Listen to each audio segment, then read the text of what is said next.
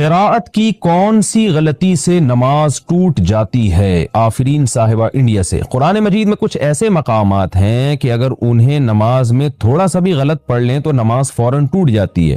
ایسے کون سے مقامات ہیں؟ ان کی نشاندہی فرما دیں۔ بھائی قرآن مجید میں ایسے مقامات تو ہائی لائٹ کرنا تو ناممکن ہے، وہ تو سارے ہی مقامات ایسے ہیں کہ ان کو آپ غلط پڑھ لیں گے تو وہ نماز ٹوٹ جائے گی۔ کتنا غلط پڑھیں گے کہ کسی آیت کو اتنا غلط پڑھ لینا کہ آیت کا اصل مفہوم بالکل اس کے اپوزٹ ہو جائے۔ جیسے قرآن مجید میں اللہ تعالیٰ کے ارشاد ہے لَإِنْ أَشْرَكْتَ لَيَحْبَطَنَّ عَمَلُكَ وَلَا تَكُونَنَّ مِنَ الْخَاسِرِينَ کہ اگر آپ نے شرک کیا تو آپ خسارے والوں میں سے ہو جائیں گے۔ اب کسی قاری نے غلطی سے پڑھ لیا وَلَا تَكُونَنَّ مِنَ الْخَاسِرِينَ کو مِنَ الْحَاسِرِينَ پڑھ لیا، حاسرین کا مطلب حسرت والوں میں ہو جائیں گے، تو معنی چینج تو ہوا ہے لیکن بالکل الٹ نہیں ہو گیا، تو الٹ نہیں ہو گیا، بالکل ہی قرآن کے مفہوم کے بالکل اپوزٹ نہیں ہو گیا، معنی چینج ہوا ہے۔ تو اس سے اگر یہ غلطی سے کیا تو نماز نہیں ٹوٹے گی، لیکن غلط ہے، ایسا کرنا جائز نہیں ہے۔ لیکن اگر معنی بالکل ہی اپوزٹ ہو گیا ہے، جیسے کسی نے آیت پڑھی لَإِنْ أَشْرَكْتَ لَيَحْبَطَنَّ عَمَلُكَ وَلَتَكُونَنَّ مِنَ الْمُفْلِحِينَ کہ اگر تم نے شرک کیا تو تمہارے اعمال ضائع ہو جائیں گے اور تم کامیاب لوگوں میں سے ہو جاؤ گے، خاسرین کو مفلحین پڑھ لیا، تو یہ بالکل ہی قرآن کی منشا کے خلاف ہو گیا۔ شرک والے کامیاب کبھی نہیں ہوتے۔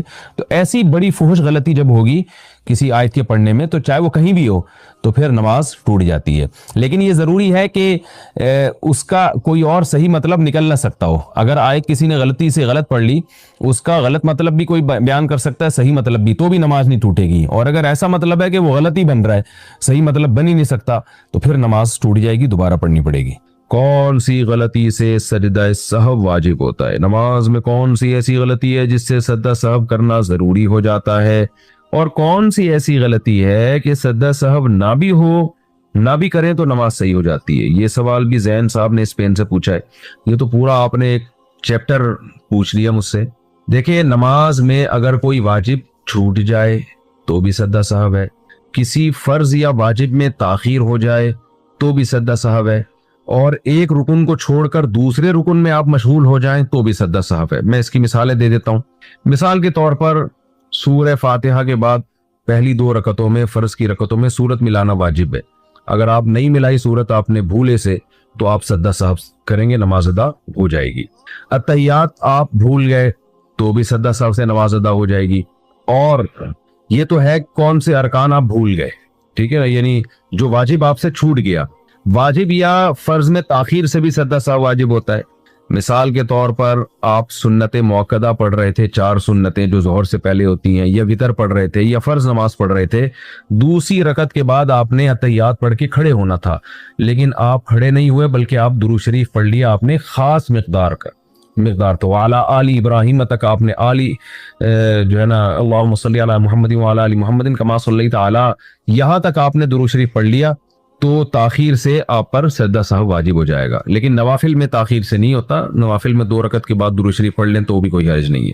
اسی طرح آپ نے تیسری رکعت کے بعد کھڑا ہونا تھا، لیکن یعنی امام کے پیچھے آپ نماز پڑھ رہے ہیں، امام نے سلام پھیرا، آپ کی 1 رکعت باقی تھی، آپ نے کھڑے ہونا تھا لیکن آپ کھڑے نہیں ہوئے بلکہ امام کے ساتھ آپ نے سلام پھیر لیا، تو سلام پھیرنے سے کیا ہوا ہے کہ آپ کو جانا چاہیے تھا قیام میں، لیکن آپ وہ رکن چھوڑ کر ایک دوسرے رکن میں چلے گئے، اور السلام تک آپ نے سلام کا لفظ اپنی زبان سے نکال دیا، تو بھی آپ کو پھر آخر میں سجدہ سہو کرنا پڑے گا، کیونکہ 1 رکعت آپ کی باقی تھی اور آپ سلام پھیر لیا آپ نے، تو ایک رکن چھوڑ کر آپ دوسرے رکن میں مشغول ہو گئے۔ تو یہ کچھ احکام ہیں جو عام طور پہ لوگوں سے غلطیاں ہو رہی ہوتی ہیں، تو ان غلطیوں میں آپ سجدہ سہو کریں گے تو نماز ادا ہو جائے گی۔ اور اگر آپ نے نماز کا کوئی رکن چھوڑ دیا تو پھر سجدہ سہو سے نماز نہیں ہوتی۔ مثال کے طور پر نماز کے بعد آپ کو آخر میں یاد آیا میں تو رکوع کیا ہی نہیں ہے، نماز کے بعد یاد آیا، تو رکوع چھوڑنا تو ایک فرض چھوڑ دیا نا، آپ نے رکن چھوڑ دیا، تو اس کی سجدہ سہو سے تلافی نہیں ہوگی۔ یہ نماز میں ترتیب الٹ دیں آپ کہ رکوع آپ نے چھوڑا تو تھا لیکن سردے میں جا کے یاد آیا کہ میں نے رکوع نہیں کیا ہے، تو پھر آپ کھڑے ہوں گے، دوبارہ رکوع کریں گے، پھر دوبارہ سجدہ کریں گے، تو یہ ترتیب جو آپ سے چینج ہوئی ہے نا، اس کی وجہ سے بھی آپ کو سجدہ سہو کرنا پڑے گا۔ بہتر یہ ہے کہ بہشتی زیور جو کتاب ہے مسائل کی، جامعۃ الرشید والوں نے چھاپی ہے تسہیل بہشتی زیور کے نام سے، وہ کتاب آپ گھر میں رکھیں، اس میں روز مرہ کے نماز کے، روزے کے اور بہت سارے مسائل اس میں ہیں۔ علماء کہتے ہیں کہ ایک ایسی کتاب ہے جسے پڑھ کر آپ نیم عالم بن جائیں گے، یعنی بیسک مسائل آپ کو معلوم ہو جائیں گے. اللہ نے اس کو بہت مقبولیت عطا کی ہے. وہ کتاب آپ گھر میں رکھیں اور وہ اپنے مطالعے میں رکھیں تو انشاءاللہ یہ روزمرہ کے مسائل، نماز کے، روزے کے، زکوٰۃ کے آپ کے حل ہو جائیں گے. کیا دونوں ہاتھ استعمال کرنے سے نماز ٹوٹ جائے گی؟ کیا نماز میں دونوں ہاتھ استعمال کرنے سے نماز ٹوٹ جاتی ہے؟ دیکھیں، نماز میں کم سے کم حرکت کرنی چاہیے، وہ بھی جب ضرورت ہو اور جتنی ضرورت ہو. اس لیے جب ایک ہاتھ سے کام ہو سکتا ہے، آپ کو خارش ہو رہی ہے تو ایک ہاتھ سے بھی ہو سکتا ہے، تو دو ہاتھ کیوں استعمال کر رہے ہیں؟ اس لیے بعض حضرات نے کہا ہے کہ چونکہ دونوں ہاتھ استعمال کرنا تو ضرورت سے زائد ہے، لہذا نماز ٹوٹ جائے گی. لیکن راجح قول یہی ہے کہ یہ عمل غلط تو ہے، برا عمل تو ہے، لیکن نماز نہیں ٹوٹتی. نماز اس حرکت سے ٹوٹتی ہے جو اتنی کثیر ہو کہ باہر سے کوئی شخص آئے اور آپ پہ نظر پڑے تو اسے یہ لگے حرکت دیکھ کے کہ آپ نماز پڑھ ہی نہیں رہے ہیں. تو ایسی حرکت جب کثیر حرکت ہوگی تو وہ نماز کے منافی، اس سے نماز ٹوٹ جائے گی. لیکن کسی نے غلطی سے دونوں ہاتھ ہلا لیے تو نماز انشاءاللہ نہیں ٹوٹے گی، لیکن یہ عمل بہرحال غلط ہے اور یہ ٹھیک نہیں ہے یہ عمل. وسوسے کی وجہ سے سجدہ سہو کرنا. نماز میں اکثر مجھے وسوسے آتے رہتے ہیں کہ رکعت کم پڑھ لی یا سورت نہیں پڑھی. اس قسم کے وسوسے دور کرنے کے لیے آخر میں سجدہ سہو کر لیتا ہوں. کیا میرا یہ عمل صحیح ہے؟ شمس خان پشین سے. بھائی شمس خان، تین قسم کے آدمی ہوتے ہیں. ایک وہ جن سے کبھی کبھار نماز میں غلطی ہو، ان کو شک پڑ جائے کہ پتہ نہیں 3 رکعت پڑھی ہیں کہ 4 رکعت پڑھی ہیں، تو ایسے لوگوں کے لیے افضل یہ ہے کہ وہ دوبارہ پڑھ لیں. اور ایک وہ ہوتے ہیں جو یہ ہوتا رہتا ہے ان کو ساتھ بار بار، تو ان کے بارے میں حدیث میں آتا ہے کہ نبی صلی اللہ علیہ وسلم نے فرمایا کہ فَلْيَبْنِ عَلَى الْيَقِينِ، کہ یقین پر بنا کریں. یقین پر بنا کا مطلب یہ ہے کہ آپ کو شک ہو رہا ہے کہ 4 پڑھی ہیں کہ 3 پڑھی ہیں، تو آپ نے 3 ہی فرض کرنا ہے ان کو. لیکن پھر 3 پڑھنے کے بعد، کیونکہ ہو سکتا ہے یہ چوتھی ہو، تو آپ نے قاعدہ بھی کرنا ہے. اتحیات پوری پڑھنے کے بعد پھر آپ کھڑے ہو جائیں، کیونکہ ہو سکتا ہے یہ چوتھی رکعت ہو. اب جب آپ کھڑے ہوئے ہیں تو 5ویں بھی ہو سکتی ہے، چوتھی بھی ہو سکتی ہے. اس کے بعد پھر آپ نے اتحیات پڑھنی ہے، سلام پھیر کے سجدہ سہو کرنا ہے. تو اگر یہ 5 رکعتیں ہوں گی تو سجدہ سہو سے اس کی تلافی ہو جائے گی، اور اگر یہ 4 رکعتیں ہوئی ہیں تو بھی سجدہ سہو، اس لیے کہ آپ نے ایک اور قاعدہ اضافی کیا ہے. تو یہ نبی صلی اللہ علیہ وسلم کی حدیث ہے کہ فَلْيَبْنِ عَلَى الْيَقِينِ، جو یقینی چیز ہے اس پر انسان عمل کرے. 4 اور 3 میں شک ہوا تو اس کو 3 سمجھے، لیکن ہر رکعت کے بعد پھر قاعدہ کرے، کیونکہ اس بات کا امکان ہے کہ یہ چوتھی رکعت ہو آپ کی، تو پھر اگر قاعدہ نہیں کریں گے تو وہ فرض قاعدہ چھوٹ جائے گا آپ سے. اور اگر یہ آپ کو وسوسے ہوتے رہتے ہیں، یہ جو میں نے صورت بتائی نا کہ جس کے ساتھ یہ بار بار ہوتا رہتا ہے، تو اس کو بالکل دونوں طرف برابر یقین جا رہا ہو کہ پتہ نہیں 3 ہے کہ 4. اور اگر غالب گمان ہو رہا ہے کسی کے بارے میں، یعنی یہ غالب گمان ہو رہا ہے کہ نہیں میں نے 3 نہیں بلکہ 4 پڑھی ہیں، تو غالب گمان پر عمل کرے. پھر تو آپ کو اکثر جو وسوسے آتے رہتے ہیں، کم پڑھ لی ہے یا سورت نہیں پڑھی ہے، تو آپ یہ دیکھ لیں کہ یہ واقعی آپ کو شک ہوتا ہے حافظے کی کمزوری کی وجہ سے، یہ خامخواہ کا وہم ہو رہا ہے.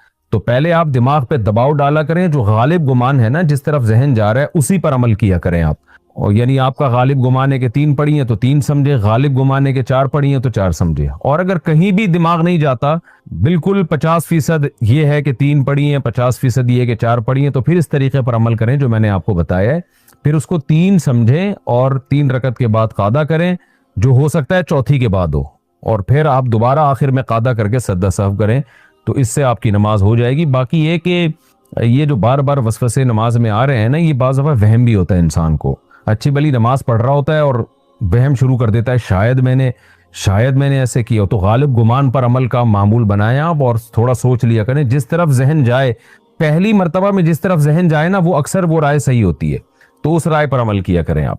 بنت شکیل کراچی سے. فجر کی نماز کب تک قضا ہوتی ہے؟ سورج کی روشنی نکلنے پر یا مکروہ وقت شروع ہونے پر؟ سورج کا ذرا سا کنارہ نکلتے ہی فجر کی نماز قضا ہو جاتی ہے، تو سورج نکلنے سے پہلے فجر کی فرض پڑھ لینا لازم ہے. ام سلطان لاہور سے. میں پیشے کے لحاظ سے ڈاکٹر ہوں. گورنمنٹ کی طرف سے حج میڈیکل مشن، جو کہ سرکاری حاجیوں کے ساتھ پوری ٹیم جاتی ہے، اور یہ ٹیم بھی حاجیوں کے علاج معالجے کے ساتھ ساتھ خود بھی حج کرتی ہے. اب جو میں نے حج میڈیکل مشن کے ذریعے حج کیا ہے، تو کیا میرے ذمے جو فرض حج ہے وہ ادا ہو گیا یا مجھے فرض حج الگ سے کرنا پڑے گا؟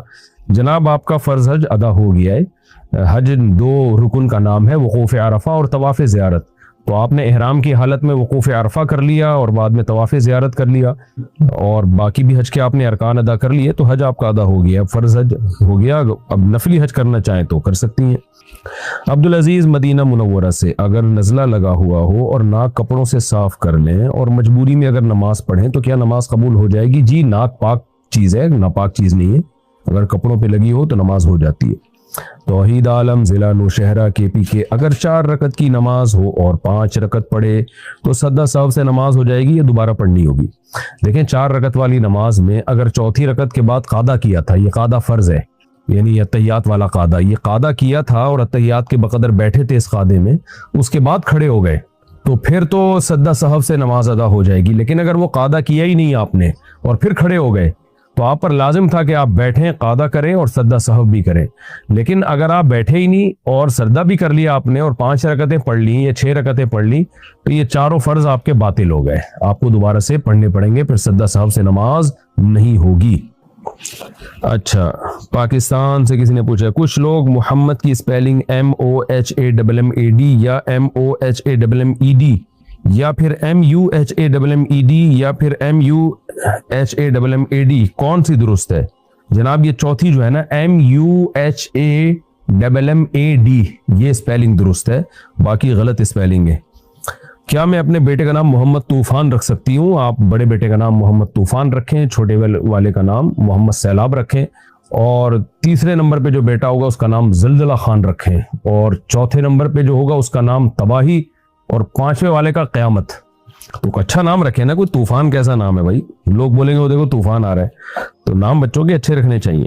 ایک کا نام بربادی بھی رکھ سکتی ہیں، بربادی، اللہ بچائے، بہرحال اچھا نام رکھیں، کہنے کا مقصد بہرحال طوفان کسی نے نام رکھ لیا تو بھی ٹھیک ہے، کوئی غلط نام نہیں ہے، لیکن نام اچھے رکھنے چاہیے، کہتا ہوا بندہ اچھا لگے، یہ اچھا لگے گا کہتا ہوا بھی طوفان آ رہا ہے، اچھا نام رکھیں۔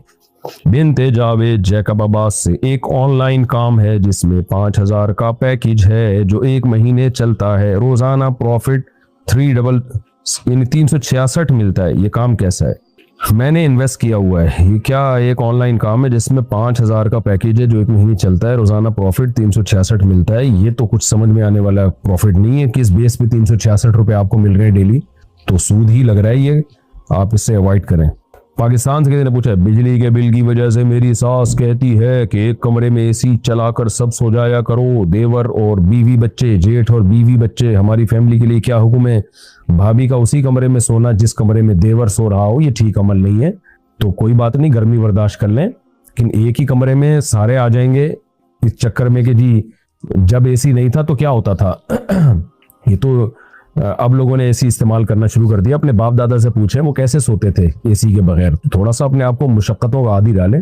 ایک ہی کمرے میں دیور اور بھابھی کا سونا یہ حیا کے خلاف ہے، اور شریعت میں بھی فتنوں کا سبب بن سکتا ہے، یہ حیا کے بہرحال خلاف ہے۔ یہ بھابھی میں ذرا سی بھی غیرت ہوگی وہ برداشت نہیں کرے گی کہ اسی کمرے میں دیور سوئے جس کمرے میں سو رہی ہوں۔ مرغوب علی KP سے، موت کے بعد مردے کو قبر میں دنیاوی چیزوں کا علم ہو سکتا ہے، مثال کے طور پر اگر غم ہو یا شادی ہو یا بارش ہو؟ دیکھیں موت کے بعد مردے کا اس دنیا سے کنیکشن ختم ہو جاتا ہے، لیکن اللہ اگر اسے کوئی خبر دینا چاہے تو کوئی پابندی بھی نہیں ہے، ہمارے پاس اس بارے میں علم ہمیں نہیں ہے۔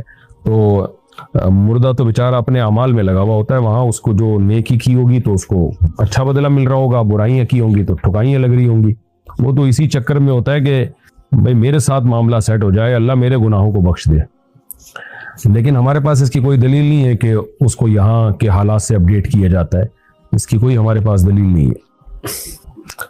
اچھا، پاکستان سے کسی نے پوچھا، آج کل انٹرنیٹ پر یہ ویڈیو بہت وائرل ہو رہی ہے کہ لائبہ نام مناسب نہیں، میں نے اس پر ریسرچ کی تو بھی یہی پتہ لگ رہا ہے کہ یہ نام ہم نہیں رکھ سکتے، تو کیا آپ بتا سکتے ہیں کسی حدیث کی رہنمائی میں کیا ہم یہ نام جاری رکھیں یا تبدیل کر لیں؟ دیکھیں لائبہ نام عین سے ہے، یہ حمزہ سے نہیں ہے، لائبہ، بہتر نہیں ہے کہ یہ نام رکھا جائے، لیکن اگر رکھ لیا، پرانا ہو گیا نام، مشہور ہو گیا، تو اب اس کو چینج کرنے کی بھی ضرورت نہیں ہے، اتنا برا بھی نہیں ہے، تو لیکن نہ رکھیں، جب کوئی نومولود بیٹی پیدا ہوئی ہے تو لائبہ نام رکھیں، لائبہ نہ رکھیں نام، بہتر یہی ہے۔ اور نامناسب اس لیے کہا جاتا ہے کہ لائبہ کا مطلب کھیل کود کرنے والی، دل بہلانے والی، تو اس کے اچھے سینس میں بھی ہو سکتا ہے، برے میں بھی ہو سکتا ہے، تو ایسا نام چھوڑ دینا چاہیے جس کے 2 مطلب نکلتے ہوں۔ ओमान से किसी ने पूछा है, अगर सुन्नी मसलक की मस्जिद करीब में ना हो तो क्या इबाजी इमाम के पीछे नमाज पढ़ना जायज़ है? जायज़ है नमाज पढ़ना इबाजी इमाम के पीछे, लेकिन इमाम से आप कह दें, वहाँ जो इबाजी फ़िरका है उन लोगों से आप कह दें कि भाई सूरह फातिहा के बाद हमारी खातिर सूरत भी मिला लिया करो, इन्ना अतईना कल कौसर छोटी सी सूरत पढ़ लिया करो। ये लोग फ़र्ज़ की पहली 2 रकतों में फातिहा के बाद सूरत नहीं मिलाते और कुछ मिलाते भी हैं। तो आप इमाम से रिक्वेस्ट कर दें, मस्जिद के इमाम से आप बताएं कि भाई हम अहले सुन्नत वल जमात में से, मैं हनफी हूँ, तो हमारे यहाँ नमाज नहीं होती अगर सूरह फातिहा के बाद सूरत ना मिलाई जाए। तो इबाजी फ़िरक़े में भी जायज़ है, सूरत मिलाना भी जायज़ है। तो उनसे कहें कि भाई पहली 2 रकतें जो है ना फ़र्ज़ की, तो उसमें आप छोटी सी सूरत मिला लें ताकि हमारी नमाज दुरुस्त हो जाए आपके पीछे। हम चाहते हैं आपके पीछे नमाज पढ़ें, 1.5 इंच की हम अलग मस्जिद कायम न करें। ये उनसे रिक्वेस्ट कर लें, मुझे उम्मीद है इमाम मान जाएगा इंशाल्लाह। इबाजी लोग काफ़ी नरम दिल होते हैं और मैंने देखा है काफ़ी परहेजगार भी होते हैं, तो उम्मीद है ये बात मान जाएंगे वो। अली शिकागो, आंखों में नंबर आ जाते हैं तो चश्मा लगाना पड़ता है, तो क्या हम लेज़र करवा सकते हैं चश्मों के निकलवाने के लिए? भाई साहब ये डॉक्टरों का टॉपिक है, लेज़र करवा सकते हैं कि नहीं करवा सकते, डॉक्टर साहब से पूछें। तो डॉक्टर कह दे कर, शरन कोई बुराई नहीं है, इसमें इलाज है, बाकी इसके साइड इफेक्ट हैं या नहीं है तो ये डॉक्टर बताएगा। पाकिस्तान से किसी ने पूछा है, अगर हालत हैज़ में बीवी से जमा हो जाए तो इसका क्या कफ़ारा है? हदीस में कफ़ारा है, लेकिन जुमूर अइम्मा के नज़दीक वो मनसूख है। अब यही कि इसका कफ़ारा तौबा इस्तिग़फ़ार, ये गुनाह है, कबीरा गुनाह है हालत हैज़ में बीवी से अमबिस्तरी करना। तो दोनों मियाँ बीवी दोनों अल्लाह से गिड़गड़ा के तौबा करें। इंडिया से किसी ने पूछा है, घर वाले लड़के या लड़की का निकाह कर दें और उनकी मर्जी ना हो तो क्या निकाह हो जाएगा? अगर कबूल है बोल दिया मुंह से और लड़की ने हाँ कर दिया तो निकाह हो जाएगा।